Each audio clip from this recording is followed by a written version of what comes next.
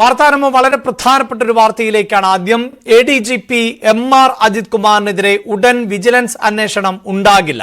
നേരിട്ട് ലഭിച്ച പരാതികൾ പരിശോധിച്ചുവെങ്കിലും തുടർ നടപടി വിജിലൻസ് തീരുമാനം എടുത്തിട്ടില്ല. സർക്കാർ തീരുമാനം കാക്കുകയാണ് വിജിലൻസ്. വാർത്തയുടെ വിശദാംശങ്ങളുമായി VV വിനോദ് ആണ് ചേരുന്നത്. വിനോദ്, നിരവധി ആക്ഷേപങ്ങൾ പ്രത്യേകിച്ച് ഭരണകക്ഷി MLA ഭാഗത്ത് നിന്ന് ഉൾപ്പെടെ പരാതി എഴുതി നൽകുന്ന സാഹചര്യം വരെ ആണ് PV അൻവർ പറഞ്ഞിരുന്നത്. പക്ഷേ വീണ്ടും സംരക്ഷണം ഒരുക്കുന്നു ADGPക്ക്. എന്താണ് വിവരങ്ങൾ?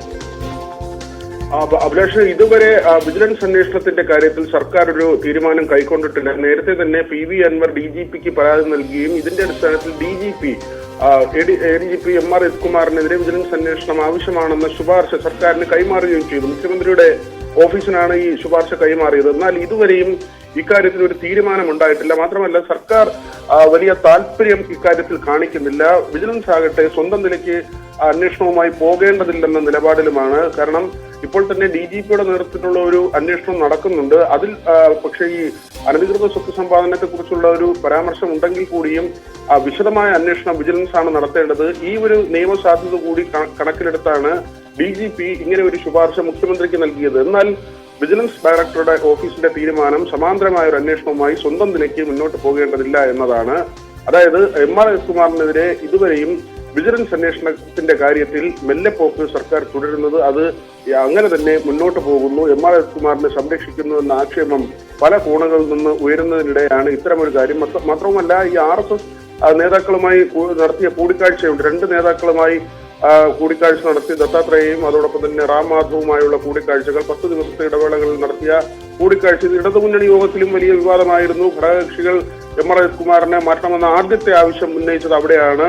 എന്നാൽ അവിടെയും മുഖ്യമന്ത്രി ഒരു അന്വേഷണം നടത്തുമെന്ന് പറഞ്ഞെങ്കിലും അക്കാര്യത്തിൽ ഒരു രേഖാമൂലമുള്ള കാര്യം, അല്ലെങ്കിൽ അങ്ങനെ ഒരു സർക്കാർ ഉത്തരവായോ ആഭ്യന്തര വകുപ്പിന്റെയോ പൊതുഭരണ വകുപ്പിന്റെയോ ഒക്കെ ഉത്തരവായോ അങ്ങനെ ഒരു കാര്യം ഇതുവരെയും ഉണ്ടായിട്ടില്ല. മാത്രമല്ല, അക്കാര്യത്തിൽ പോലീസ് ആസ്ഥാനത്തിനും ഇതുവരെ ഔദ്യോഗികമായ ഒരു അറിയിപ്പ് ലഭിച്ചിട്ടില്ല. അതുകൊണ്ട് തന്നെ RSS കൂടിക്കാഴ്ചയിൽ മറ്റൊരു അന്വേഷണവുമായി പോകുന്ന കാര്യത്തിലും പോലീസ് ആസ്ഥാനത്തിന് നിയമപരമായ പ്രതിസന്ധിയുണ്ട്. ഏതായിരുന്നാലും MR അജിത് കുമാറിനെ ഒരു പരിധിക്കപ്പുറത്തേക്ക് സംരക്ഷിക്കുന്നു എന്ന വസ്തുത ഒരു ഭാഗത്ത് നിൽക്കുന്നു.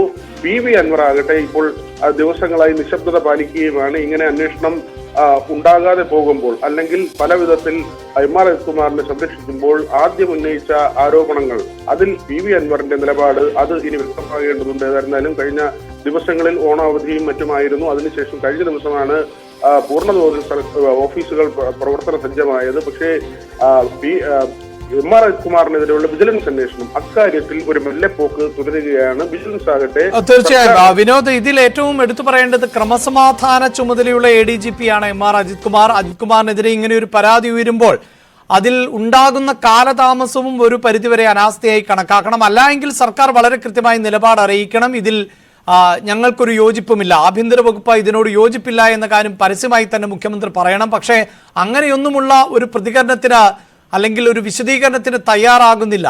തീർച്ചയായും ആഭ്യന്തര വകുപ്പ് കൂടി മുഖ്യമന്ത്രി കൈകാര്യം ചെയ്യുന്ന പശ്ചാത്തലത്തിൽ ഇത്തരം ആരോപണങ്ങൾ ഭരണകക്ഷിയിൽ നിന്ന് തന്നെ ഉയരുമ്പോൾ അതിലെന്തു വസ്തുത എന്നറിയാൻ പൊതുസമൂഹത്തിനോട് പറയാനുള്ള ഉത്തരവാദിത്വം സർക്കാരിനും ഉണ്ടാകണമല്ലോ. അപ്പോൾ ഈ മെല്ലെപ്പോക്കിന് പിന്നിൽ പലതുമുണ്ട് എന്ന് പ്രതിപക്ഷം ആവർത്തിക്കുകയാണല്ലോ.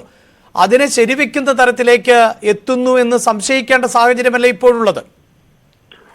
അഭിലാഷ്, ഇക്കാര്യത്തിൽ MR അജിത് കുമാറിനപ്പുറത്തേക്ക് P ശശിയിലേക്ക് കൂടി PV അൻവർ ഒന്നിലധികം തവണ ആരോപണം ഉന്നയിക്കുകയും ഇപ്പോൾ തന്നെ മുഖ്യമന്ത്രിയുടെ ഓഫീസിൽ ഈ വിജിലൻസ് അന്വേഷണത്തിനുള്ള ശുപാർശ തങ്ങി നിൽക്കുമ്പോൾ ആ തരത്തിലുള്ള പരാമർശങ്ങൾ അല്ലെങ്കിൽ വിമർശനങ്ങൾ ഉയരുക സ്വാഭാവികമാണ്. കാരണം MR അജിത് കുമാറിനെ മാത്രമല്ല PV അൻവർ ലക്ഷ്യം വെച്ചത്. P ശശി പരാജയമാണെന്ന് പറയുമ്പോൾ സ്വാഭാവികമായും P ശശിയിലേക്ക് കൂടി കാര്യങ്ങൾ എത്തുന്നു. MR അജിത് കുമാർ, P ശശി അങ്ങനെ ഒരു കൂട്ടുകെട്ട്, അല്ലെങ്കിൽ മുഖ്യമന്ത്രിയുടെ ഓഫീസ് കേന്ദ്രീകരിച്ച് മറ്റൊരു സംഘം പ്രവർത്തിക്കുന്നു എന്ന പ്രതീതി തന്നെയാണ് PV അൻവറിന്റെ ആരോപണത്തിൽ നിന്നുണ്ടായത്. ഇത് ഒരുപക്ഷെ പ്രതിപക്ഷം പറഞ്ഞിരുന്നെങ്കിൽ അത് രാഷ്ട്രീയമായി സർക്കാരിന് പ്രതിരോധിക്കാൻ കഴിയുമായിരുന്നു.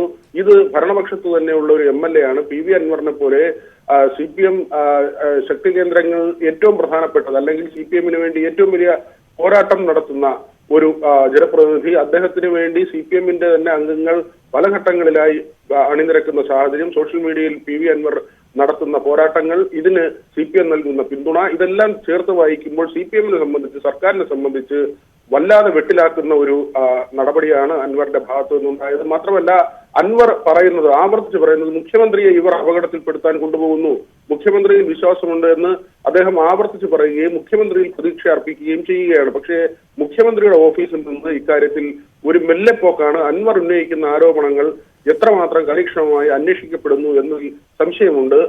മാത്രമല്ല ഈ പ്രത്യേക അന്വേഷണ സംഘം DGPയുടെ നേതൃത്വത്തിലുള്ള 5 അംഗ അന്വേഷണ സംഘത്തിന് രൂപം നൽകിയെങ്കിലും ആ അന്വേഷണത്തിന്റെ കാര്യത്തിലും കാര്യമായ പുരോഗതിയോ ആ തരത്തിലുള്ള അന്വേഷണങ്ങളോ മുന്നോട്ട് പോകുന്നതായ വിവരങ്ങളില്ല. സ്വർണ്ണക്കടത്ത് സംഘങ്ങൾ പിടികൂടുന്ന സ്വർണം തട്ടിയെടുക്കുന്ന രീതി, ഇത്തരത്തിലുള്ള നിരവധി ആരോപണങ്ങൾ ഉണ്ടായിരുന്നു. കൊലപാതകത്തിൽ പോലും പങ്ക്, ഇങ്ങനെയുള്ള കാര്യങ്ങൾ പരിശോധിച്ച് അക്കാര്യത്തിൽ എന്തെങ്കിലും പുരോഗമനപരമായ അല്ലെങ്കിൽ പുരോഗതി, വലിയ തോതിലുള്ള പുരോഗതി ഈ കാര്യങ്ങളിൽ ഉണ്ടോ എന്ന ഒരു സംശയമുണ്ട്. PV അൻവർ ഉന്നയിച്ച ആരോപണങ്ങൾ അത് അടിസ്ഥാനരഹിതമാണെന്ന് മറ്റൊരു വാദവും CPM-നുള്ളിലുണ്ട്. PV അൻവറിനെ പൂർണ്ണമായും വിശ്വാസത്തിലെടുത്ത് മുന്നോട്ട് പോകുന്നില്ല. AN ഷംസീർ ഉൾപ്പെടെയുള്ളവർ പറഞ്ഞത് ഈ ഫോൺ ചോർത്തൽ ഉൾപ്പെടെയുള്ള കാര്യങ്ങൾ അഭ്യൂഹമാണ് എന്ന നിലയ്ക്കാണ്. മാത്രമല്ല PV അൻവറിന്റെ വാദങ്ങളെ പൂർണ്ണമായും അദ്ദേഹം തള്ളിക്കളഞ്ഞുകൊണ്ടാണ് ഷംസീറിന്റെ ഒരു പ്രതികരണം ഇക്കാര്യങ്ങളിൽ ഉണ്ടായത്. അതുകൊണ്ട് തന്നെ CPM-ൽ മുഴുവൻ പേരും അൻവറിനെ പിന്തുണയ്ക്കുകയോ അല്ലെങ്കിൽ അൻവർ ഇതുവരെ പറഞ്ഞ കാര്യങ്ങളെ അതേപടി ഏറ്റെടുക്കുകയോ ചെയ്തിട്ടുണ്ട്. കൂടുതൽ തെളിവുകൾ ആവശ്യപ്പെടുന്ന സാഹചര്യമുണ്ട്. ഈ ഫോൺ ചോർത്തൽ അടക്കമുള്ള കാര്യങ്ങളിൽ തെളിവുകൾ വേണം എന്ന ഒരു കാര്യമാണ് പറയുന്നത്.